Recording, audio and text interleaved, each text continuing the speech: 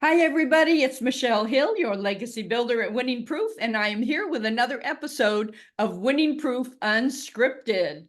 I am here today with best-selling author Delynn Miller, and instead of reading her bio, I'm going to let Delynn introduce herself, tell you a little bit about herself and what she does. So, Delynn, welcome. Hey, Michelle, so happy to be here. I am a life and success and leadership coach by trade, now best-selling author. Very excited about that. And I've been in this industry, in this space of leadership specifically. I mean, I worked in a lot of different leadership roles starting 20 years ago.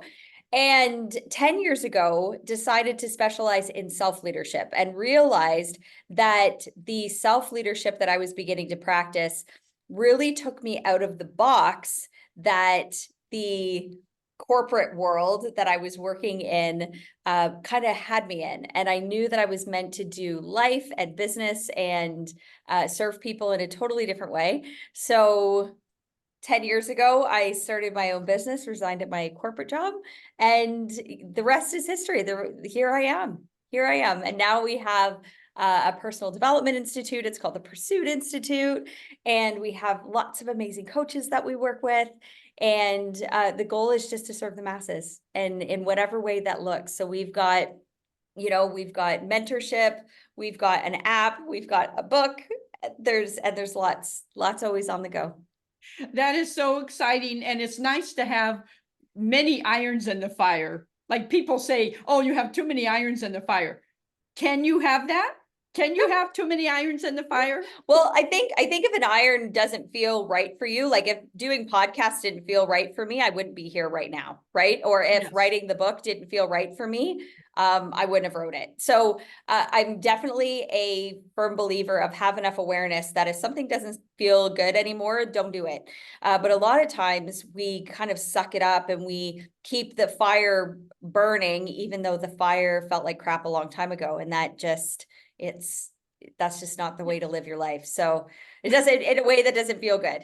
So Yeah, that's that's, so true yeah, because you have to have the right irons in the fire. that's That's right. what you're Yeah, saying.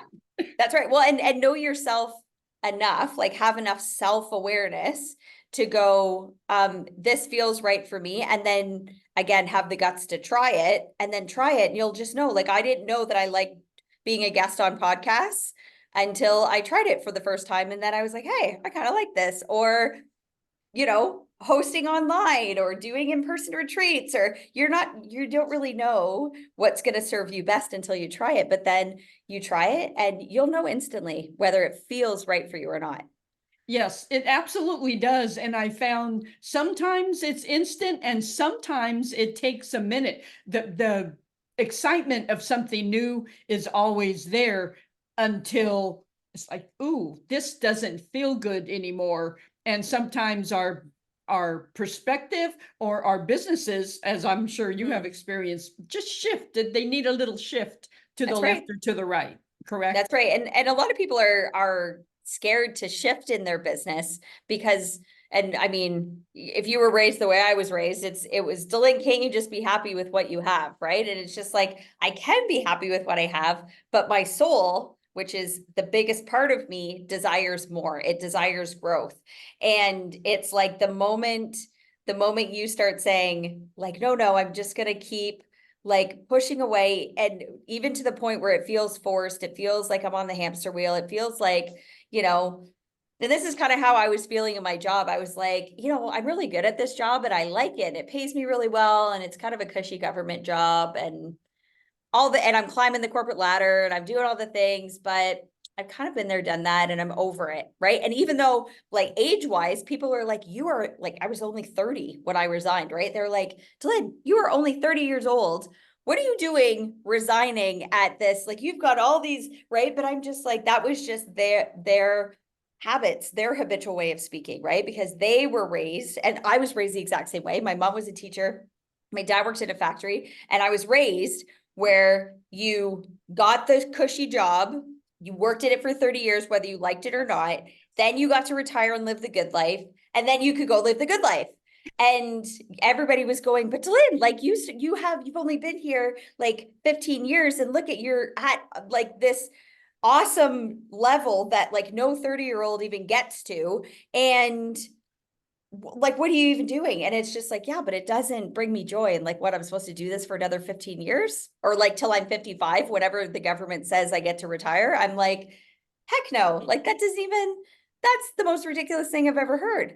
And I honestly, I truly believe as I've been watching and coaching and mentoring people over the last 10 years, I'm like, you're in a whole new, it's a whole new ball game. And this is where I'm really passionate about teaching businesses and corporations self-leadership, because they have a whole new group of people coming in to work for them that are not interested in just the grind, the hustle, the suck it up, even if you don't love it, the do as I say.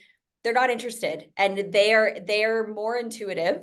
And you know, love them or hate them, but that's the next generation coming in, right? And honestly, like self-leadership feels better, like versus when I was letting everybody else lead the show for me and I was kind of just managing, right? And I think that in corporations too, and even in life, people will say, well, I'm like, and even how you doing? Oh, I'm managing, right? It honestly, or you get the job of manager, that people confuse that with leadership.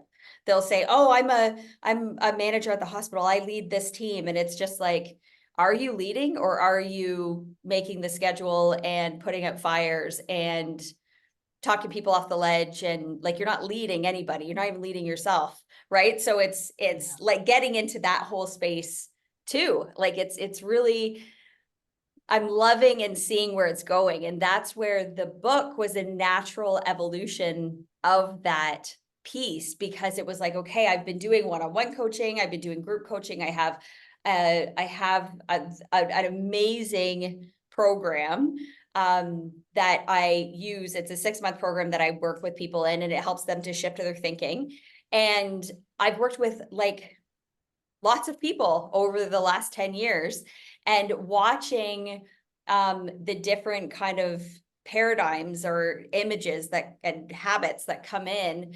The one of the biggest things that I see is, well, I want to take action, Delynn. I want to do something different, but like, what if this happens? What if I screw it up? What if this, like, and they just start creating all the reasons on why they are going to mess it up. And I always say to people, I'm like, I promise you, if you just like, we'll set out a plan together that you feel good about, like all the aspects of it. And I promise you, just start taking action, because step 1 is always the hardest step, and you can't mess this up. You can't mess it up. Like, what's actually the worst that's going to happen? You're going to either get everything that you want, the like first shot, or something's going to happen that you go, I don't prefer that.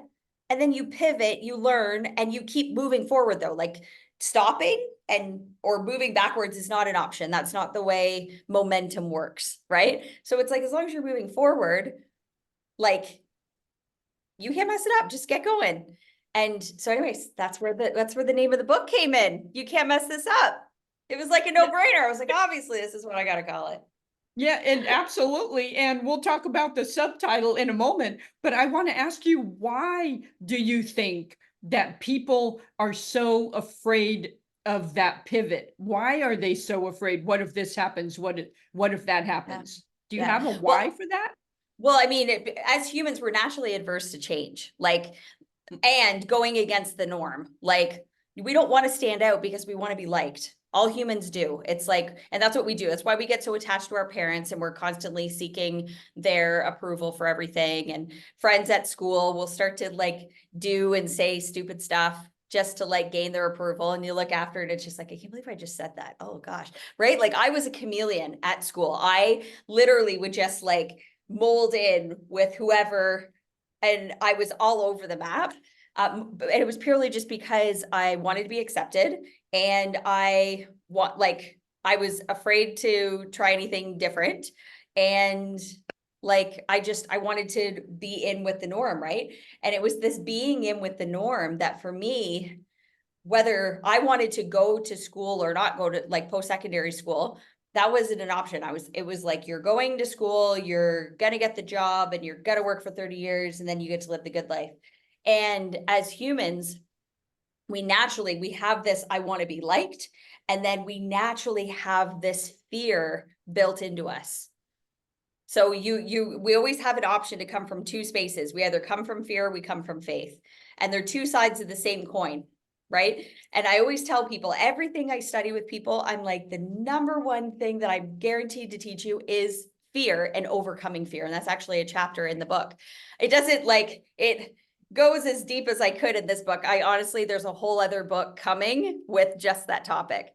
Because it's a guaranteed part of the process. But what happens is people start to go, they try something new, and they're used to, if you're running, when you were a kid and you were like running so fast that your legs you could barely just keep up with them. And then you kind of stop, and then you almost like make yourself fall over because you just stopped when your legs were moving so fast. When people are on a hamster wheel and they're like, I wake up, I do this, I go to work, I come home, I make supper, I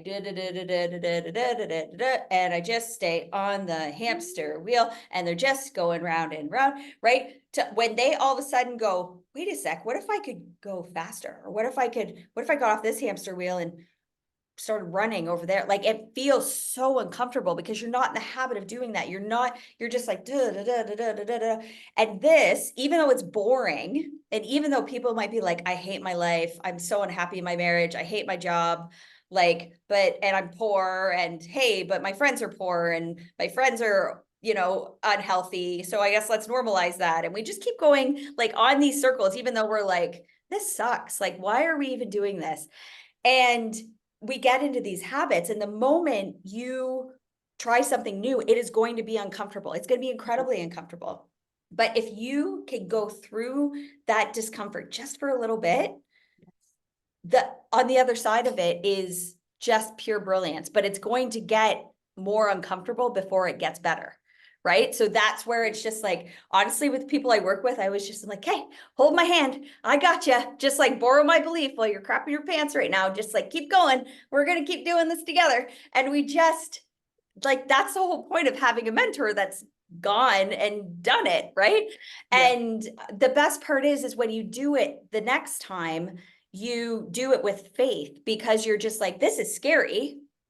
Of course it's scary. This is so scary. However, I've done it before. So like when I resigned at my corporate job, it was scary. And I was like, oh my gosh, and I would look at Dave all the time and be like, oh my gosh, I can't believe I'm doing this. But the second I handed my resignation letter in, I went home that night, and my girls were 1 and 2 at the time.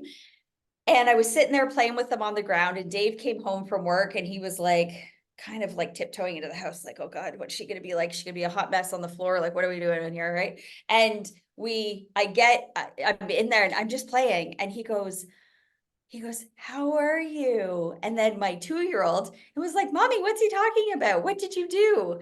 And I looked at her and I said, I just changed my life. And I honestly just, and then I kept playing, and she goes, okay, like, la, la, la, la, la. And honestly, my life hasn't been like the same since. And has there been scary moments, right? Because then I had to get out of the habit of like, well, someone pays me every 2 weeks, and someone, like, there's all these other habits that I was in, right? Yeah. So it's like, once you get out of those habits and realize the potential of what you're actually doing. And these are the types of things that I work with people on, but it's like, people will resist that fear, right? They'll resist that. Or even like 2 years ago, right when kind of everything started opening up after the pandemic again, my husband and I were like, the whole time the pandemic was happening, we were missing travel, we were missing all the things. And we were like, oh, we just don't want to live in like cold Canada anymore. That's just not our jam. And we had this idea of like, what if we lived on an island somewhere? And so we literally sold all our stuff, like sold our house, sold our car, sold everything, packed up the kids, packed up the dog, and moved to Barbados. And we still live here to this day, and we love it. But it's like, and was it scary? And again, talk about fear of criticism, fear of messing up. What if I'm making the wrong choice? Am I going to screw my kids up? What if the dog dies on the plane? Like, all the stories, right? Like, they start going through your head. But then it was just like, no, we're not. And I'm not entertaining any of those ideas. I'm going to make a decision based on my current level of awareness, and then we're going to go from there, period. And at the time, it felt good, right? This is the whole, if it feels good, do it. If it doesn't feel good, don't do it, period. Yeah, absolutely. And that is a big, bold move. And it does take, I mean, I did the same thing when I moved to North Carolina from a lifetime in Southern California. Yep. I sold everything I had. I just left, 54 at the time, 54 years of, Yep. that's all I knew behind That's me. right. And I think I Yep. came to North Carolina, honestly, with like, I don't know, $50 left of my name or something. Yep. And it was just like, you know what? I never doubted. I never thought, what if it doesn't work? I knew that was the right move. So I think Right. when people know we're going to make this other decision and we're so Right. used to, oh, that path you talked about. My dad followed that path. Yep. Worked for a company for 30 years and worked for another company for 10 years. So we had two retirements, two pensions, and just that was the thing. But when I post-divorce and I would make different decisions, he Yep. was still in that mindset That's of right. you have to get the job that, well, that doesn't exist anymore. And you really have to pave your own way. Yeah. To, Well, it's not that it can exist. It might look different. yes. But it doesn't necessarily what people are like. I know when I looked at my like I said, my mom was a teacher, my dad worked in a factory, both had pensions, both had like secure jobs, Yeah. did it for 30 years, right? But it was like what people are realizing now is that everybody's replaceable. And like Yes. the work and pour everything into a job that's like meh. And people for 30 years, that mindset doesn't exist anymore. Like the jobs exist. Like you could They go, do. like There's I worked, IBMers. There's, yeah, well, people. Mhm. I worked at a hospital. Dave, my husband, worked for, he was a police officer, and we both Yeah. gave it up because it was like Yeah. that's not me feeling joy in my life and me living a life that's like worthy of my growth is more important. And that's where it's like people are afraid to bet on themselves, right? But we've built a culture where people don't bet on themselves, where you have 2% of people that are like earning all the money, and Mhm. you see them with their their yachts, and it's not an accident that they're ones with the six packs, and they're the they've all the things, they're traveling and they're living the life, right? And it's like, but that's 2% of the population. So how does that happen, right? And it's not, and this is the thing with books, and why I'm a firm believer in serving people in lots of different ways, because I used to be the person, and you can see behind me, I've got all the books stacked up there, that so do you, they're all stacked up, they look beautiful. But I was in the habit, I was a kind of a personal growth junkie. Like I would read the books, do all the things, but it was almost like a uh like a rush that I would get when I would read the book. I'd be like all pumped up, or I'd like, oh, let's go to Tony Robbins, and I get all pumped up, and let's go see this speaker and get all pumped up, and I do all the things. And then what would happen, it was like a dopamine hit, right? Like the same happy hormone that you get when you like do drugs, right? And it would be like this big dopamine hit. I'd be so excited, and then I would just like crash, and I wouldn't do anything. I would do nothing, because outside of that environment, I wasn't inspired, right? So being in a job that you're not inspired with, or by, or with a company that you're not inspired with, somebody will be inspired with it, but if it's not you, get out. Yes. Right? And go find the company you are in alignment with, right? But a lot of people stay in the work because they're like, this is the best I can get. And it's just like, have some like self-confidence and self-love for yourself. Like you deserve to love what you do. The job you're in right now, it's for somebody. It's just not for you anymore. Right. And I thought like the job that I had at the hospital, I thought this is my dream job. This is what I want, until it wasn't. But it's just like have enough awareness to kind of go like, you're meant for more. And for me, it was super, super important. Like I said, when I resigned at that job, I had a 1 and 2 year old girls. And it was important for me to lead by example, because I knew, I was seeing already at 1 and 2 that they don't always do what I say, but they will always do what I do. Right? I was mentoring them through life, and I still am. They're 10 and 12 now, but like I'm modeling. That's all parenting really is you're just modeling. You know, watch me do this. Oh, I freak out at this. You're going to learn to freak out at that. Oh, I'm calm over here, or I like to sleep, or I like to watch Netflix, or I like to eat fast food 8 days a week.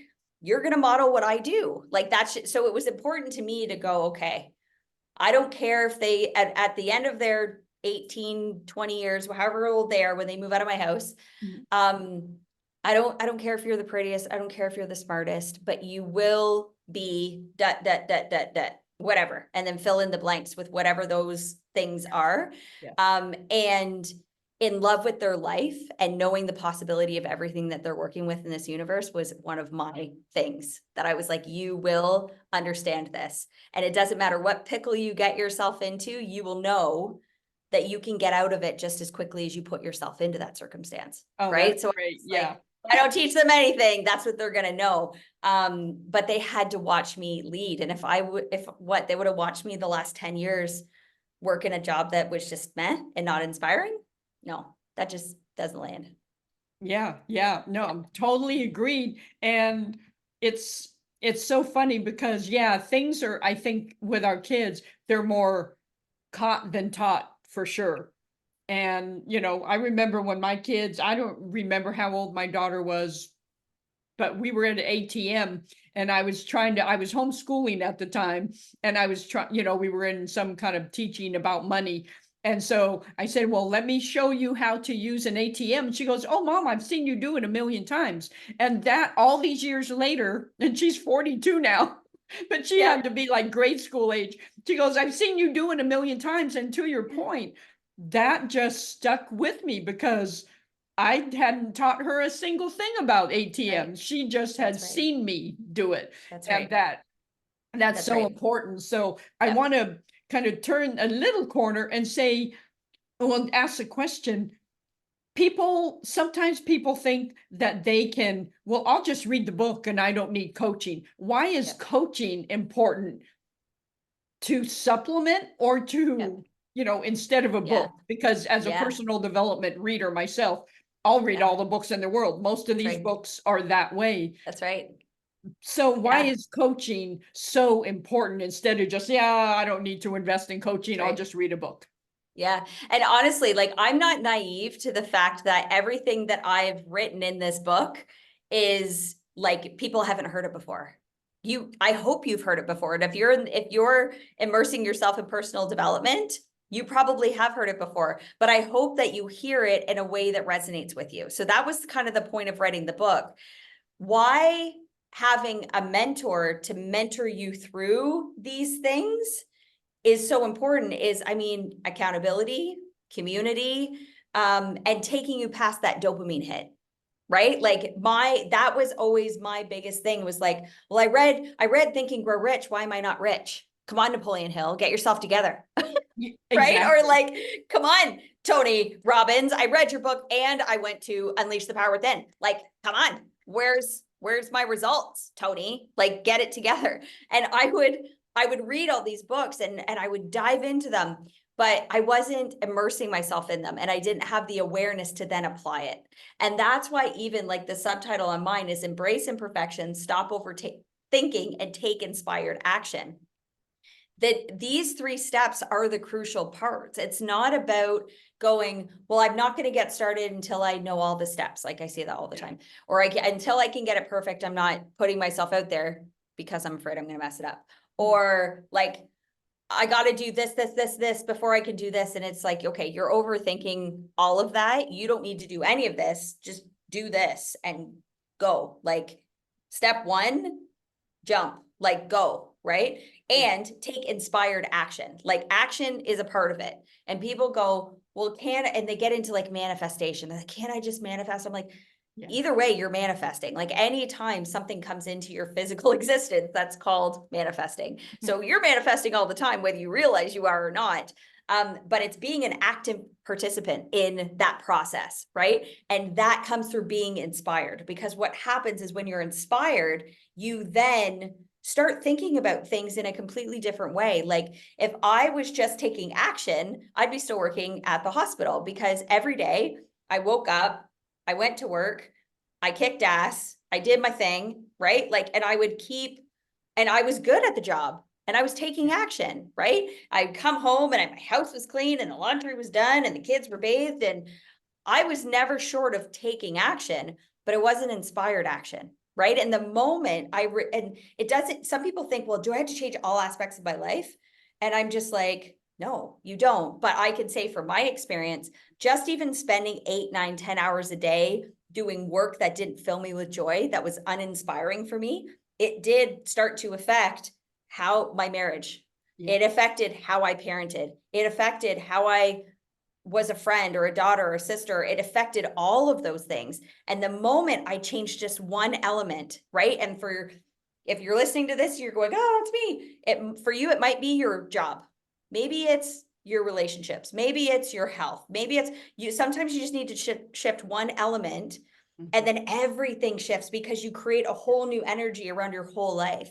Like the moment I left that work, my energy shifted, because I wasn't like faking it till I was making it. Like I wasn't having to turn it on for 8 hours a day. I could just pour into what I was passionate about. And then I became passionate about my marriage again. I became passionate about being a mom. It wasn't like monotonous, rushing here to get to here, and I started being able to like enjoy the little moments and the big moments, and just everything about being a mom and being an entrepreneur. And I mean, learning to be an entrepreneur, not easy, right? Like it's not like a muscle that you're born with, that like, oh, I'll just go to the gym and lift some weights and do some squats and then I'll have leg muscles and arm muscles. Like it's not like that. It's it's like a whole different skill set. So learning those things was a whole different ball game as well. But even when it was uncomfortable, I was still inspired while I was doing it. And I mean, I've tried to make moves in my business, and this is why I'm passionate about coaching people in their business too, because over the last 10 years, I have made moves in my business that at the time I didn't feel in alignment with, but was told by an expert that this is the way you, and I'm just like, well, maybe I'm not inspired by it because I really just don't know what the heck this person's talking about. Like, what the heck's an SEO? Like, I don't even know. Right. And I didn't understand. So I just assumed it was my ignorance that was making me not inspired. But now I've learned that it's like, no. Even if you don't understand the whole process, if you're not inspired, you're not inspired. And if you're not inspired, it doesn't feel good. Don't do it. Don't touch it. I don't care if everybody says it's the be all end all and you're going to serve more people or make more money or do whatever. Don't do it. Don't touch it. That's so true. And I can totally relate to that, in that I was a ghostwriter where I started my company with being a copywriter. Then I went into ghostwriting. And after about 6 years, it started to suck the life out of me. And I went through this thing of, I did not create this self-employed life to be this miserable, And so I had to shift, and I went to some networking event that the lady was saying, you don't have to throw everything out. You don't have to get rid of every single piece of your life. Just shift 15 degrees to the left or to the right. And I discovered that it's, what did I like doing about the ghostwriting? Coordinating everything, pulling the strings and connecting people. So I just shifted my business, and I put myself out there like I'm a book and publishing consultant. And then it settled so well in myself. And I think people they have to be open to, if something doesn't feel right in one area, don't be afraid to just, rip off that tape. That's right. And just shift a little bit. That's right. I love that perspective. It's good. So how is it working? I know your husband, Dave, works with you. How is it working together with your husband and being on an island and all that? Just share what that's like. You know what? You really have to like who you're married to move to an island with them. That's for sure. You know what? I think like Dave was a police officer for 15 years. He's an entrepreneur. Like he bought his first business at 19. So he's been an entrepreneur like long before I was. So he's always owned businesses and he was a police officer as well. And I think, obviously I married him because I kind of like him. And, I, and, over the course of 15 years of policing, watching him do that work was hard. If anybody's a spouse to an emergency service provider, you know what I'm saying? Like it's because it's hard on their body, the shift work. It's hard on their minds, like seeing things in a shift that I hope to never see in my life. Yeah. And it's hard on their spirit, their body, like things that he used to be so optimistic about, he was starting to not be, and it was impacting him on all different levels. And so I always said to him, I said, you do that job because you want to, not because you feel you have to. Like, don't ever be like, oh, but the pension, but the benefits, but the. Don't ever, because that is not, I mean, even watching any of my friends that work in like the emergency department at the hospital or physicians or whatever, same sort of thing. Like that's how you get, and I mean, everybody's had like a doctor or a nurse or a physiotherapist or a police officer, whoever that they've met that you're like, oh my gosh, you must hate your job because you're kind of crusty, right? And they don't want to be crusty. Like they didn't get into the job to be crusty, but they turned out to be crusty because they expired. They expired a long time ago. They just didn't do anything about it. Yeah. And so I always, it was hard watching that, happen to Dave. But it was at the same time, it's like you develop these coping mechanisms to kind of just keep going, because it's got to be like his choice. Like I can't force him out of this. So one day when he came home and was like, you know what, I don't really feel like policing's for me anymore. Like I really love 5% of the job, maybe 10%, the other 95%, like I really could take it or leave it. And I was like, oh my gosh, this is amazing. So then when he was like, what if I just like, what if I took over the business part of your business and you can just coach people? And I was like, oh my gosh, this is the most brilliant thing of life. Thank you. Please, let's do that. So he had already been doing that. Like my business, like I built it up to like this 7-figure coaching business. And I mean, I would not have been able to do that even without his help with all of the, well, why don't you do this? And why don't you do this? And why don't you go here? And blah, blah, blah, blah. I just like to coach and help people and like hold them accountable and like talk to them. And that's my jam. Like this, I love it. Right. And if I could just spend the rest of my life just like coaching people and like writing books and hopping on podcasts, and I'd be like, oh, speaking on stages, like just let me do this. This would be amazing. Right. So when he had this idea, it was like, all right, let's do that. That's brilliant. Yes. And then, like I said, after the pandemic hit, he was just like, why don't we move to an island somewhere? It was like, okay, like this is really good. And for me, because I watched his health really deteriorate doing that job for 15 years, in my mind, I was going, oh my gosh, like I'm like really he's gonna like get his essence back like that. He was slowly starting to get it back as he wasn't doing the work, but he was still in the environment. Like everywhere we went in the community, it would be like, oh, I arrested somebody there, or whatever, right? Like it would be something. And honestly, I was just like, that's a brilliant idea. Let's do that. Okay. So now being here and working with, I mean, he's in his element, and even we have a huge platform that we've always wanted to do our part in stopping online child exploitation. And Dave actually ended his career in human trafficking. So now he's actually expanded that. So initially it was like, okay, how can we like, we'll start like a foundation, or we'll figure it out how we're going to like give to this cause. And then Dave was like, I think I'm supposed to be part of the cause.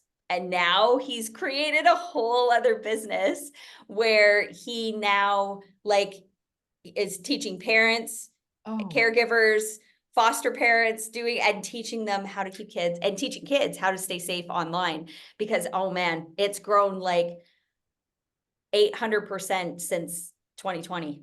Like, it's crazy the amount of exploitation that's happening. And like, and it's not even just kids, it's adults, like, right? Like, Yeah. so it's, so now he's doing that as well. And he's so passionate about it. It's like, okay, everything that he learned when he was policing, he's now just applying it in a completely, not in a completely different way, just in a new, it's like he just needed to be out of the box that he had put himself in just long enough to go, wait a sec, like I can fill this gap.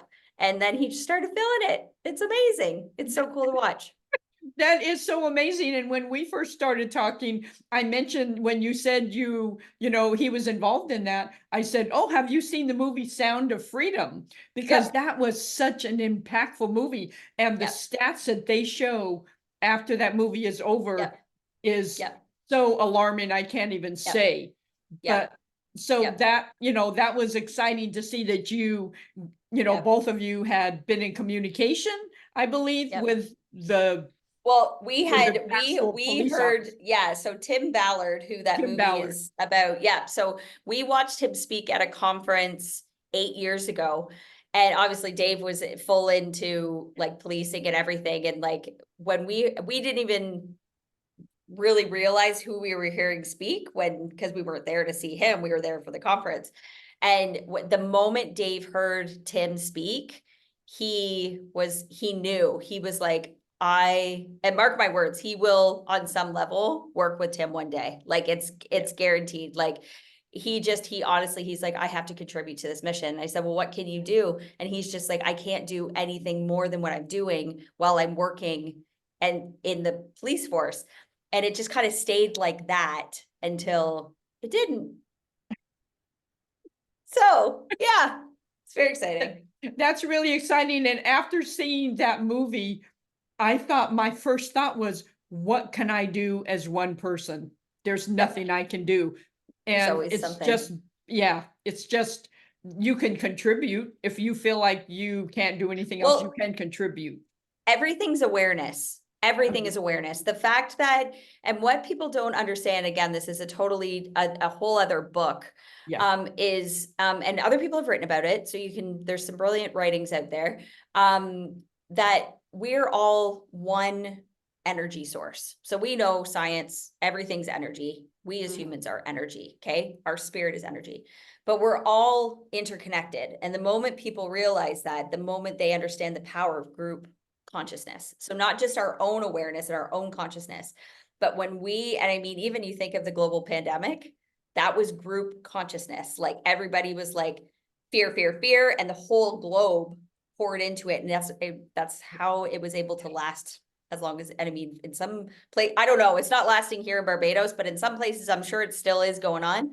But that's where it's like, it's group consciousness, and everything that's ever happened in history. You look at any of the world wars, the Holocaust, like just horrendous things like racism, residential schools, like any of these things that like women losing all their rights, all of these things were one person's thought or a small group of thought, and then group consciousness growing, right? Until people go, wait a sec, that's a stupid idea. And then we can like end the war and end the Holocaust and shut down the residential schools and, stop slavery and right? Like, but it's all consciousness and it's all awareness. So it's like when you go, what can I do as one person? Is you go, wait a sec. And that was the whole point of the movie. It's like, how can we just raise the awareness around this? Yes. Not necessarily like, yeah, the mission needs funding because like like you saw in the movie, right? It does need funding, but it's more just get out and talk about it and don't pretend like it's not going to happen to me, because this is the biggest thing that people is they go, oh, my kid's smart enough. They would never do that. My blah, blah, blah, blah, blah, blah, blah. Right. And it's just like, and it doesn't just happen. I mean, in that movie, it was like two little kids were they in Mexico or somewhere. Right.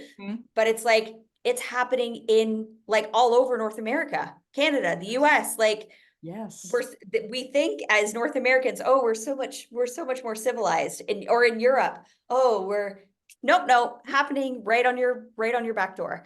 And Dave has this one visual that and every time I see it pop up on, like, if he's presenting or doing something, it's like these little red pins. And it's like it captures, here's a picture of like online predators for 1 hour, 1 week, one whatever, right? And even just after 1 hour, there's pins everywhere. And I'm just like, oh my gosh. And here we are. We've created a culture, a group consciousness where, I mean, back in the 80s and 90s, I was raised by the TV. You come home from school, you throw on the TV. Saturday morning, you throw on the TV, but at least the TV was like in the living room. My mom could see what I was watching, whatever, right? You throw your kid an iPad, which is the current culture we live in, and they put their earbuds in because you don't want to listen to their YouTube video that they're watching.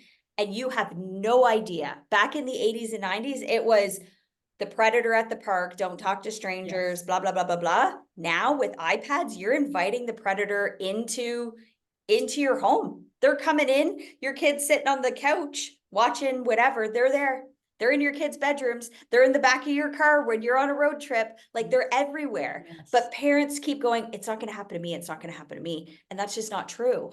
It's like, it can happen to anybody. And some of these cases of like teenagers that it comes out after where the teen took their life or whatever because they were being extorted, or sextortion is what it's called, online. And it's like, these things are happening everywhere. And so it's just like, if you can watch a movie like that and just go, okay, my part is to like be aware of it, and don't feed into the like consciousness of like, I can't, what can I do about it, or no big deal, or whatever, right? And I think, and again, I think going back to your original point of like, well, why have your irons in so many fires? It's like, you have your iron in so many fires because you're going to reach people in a different way through different modalities. Like some of my clients that I've worked with, they prefer one-on-one. Other clients, they like the group coaching and a course.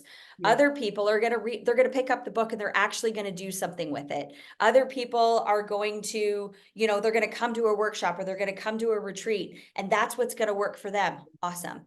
But I always tell people, I'm not interested in being your dopamine hit. Like, I'm not gonna pump you up and then send you out to the wolves. Like, that's not what I'm interested in doing. And even showing up on like podcasts and all these things, like I would be remiss if I wasn't like, yes, if you watch this podcast, please don't let me pump you up. And then you're like, I could do it myself. You might be able to do it yourself, but the stats are showing, and I can tell you even from my own experience, I didn't do crap until I hired my first coach. And when I hired my first coach, that's when it's like every book I had ever read, everything that podcast I'd ever listened to, every experience I'd ever experienced, it all started to come together. And I was like, oh, okay, now I get it. And it just clicked. It just made sense. No, that's so true. And that's why I've been the beneficiary of a few different coaches that were getting their certification and needed hours. And so I was a willing participant, and I benefited so much from that accountability. Yep. Someone's going to ask you if you've done what you talked about. That would make me do it right there. But it's just like, there's so many benefits to working with a coach. And let's wrap up I just want to ask you, where do you see yourself in 5 years from now? Are you still living in Barbados? Do you have a worldwide influence? I mean, maybe you do already. I think you do, because you're already in Canada and Barbados and United States. It's awesome. And I love this question. And I encourage everybody to ask themselves that question. Because there's nothing like going, okay, where do I want to be in 10 years? I like to start at 10, and then I go to 5, and then I go to 1, and then I kind of work my way backwards, right? But in 5 years, do I see myself living in Barbados? Maybe. I don't know. That's honestly not a key factor for me now, because like, I literally am living on vacation all the time. Yeah. Right. So and I love the environment. My kids love it here. Dave loves it here. Will we have both enough awareness that if at some point we're like, we're kind of over island life, then we'll move. And Mhm. that's okay. We can't mess it up. So, do I see myself living in Barbados? Maybe, maybe not. Do I see us, growing Pursuit Institute, having coaches located all over the world? Absolutely. Do I see myself speaking on stages all over the world? Absolutely. Do I see more books in my future? Absolutely.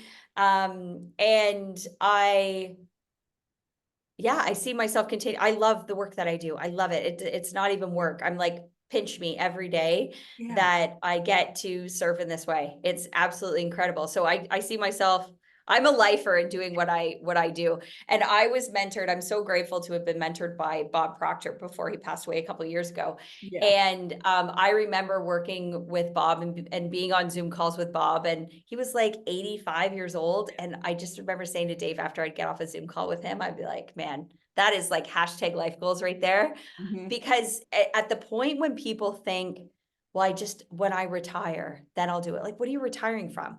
People only want to retire because they hated what they did for 30 years or they were over it, right? And they were ready to live the good life. But it's just like, I'm living the good life. Mhm. I'm living the good life. I don't do anything that I don't want to do. Like, I'm here on this podcast because I want to be here. I wrote the book because I wanted to write it. Like, I coach who I want to coach, Mhm. and I be where I want to be. So it's like, I already don't do anything I don't want to do. So to spend the rest of my life doing that, sign me up. Sounds great, right? Yeah. Exactly. And I, Yeah. I used to say, after I had an inheritance thing, I lost my portion of a very, very large inheritance. And at first my attitude was, "Oh, I'm going to be working till the day I die." But I shifted and said, you know what? Find something I love to do. And now Right. what I do, I feel the same way as you. And you know what? I will work till the day I die because I love what I Right. do. That's So right. I Well, see the the point. universal law 101 is you create or you disintegrate. Okay. And the moment you stop creating, you start disintegrating. And I mean, how many people do you know that retired and died a week later or died a week before their retirement date? And then everybody goes, oh, they were so close to retiring, or they'd only been retired for a year. And it's just like, guys, you're not guaranteed anything.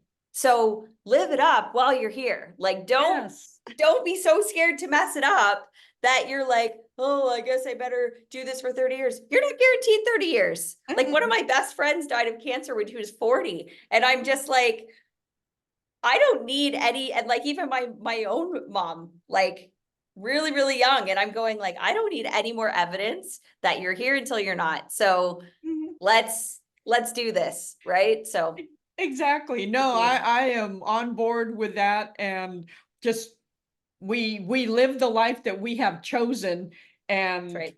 until we don't, until That's it's right. until it's gone. Yep. But I'm not There you gonna, go. what I never wanted to do was sit on a porch somewhere and say woulda, shoulda, coulda, rocking in a chair, woulda, shoulda, coulda.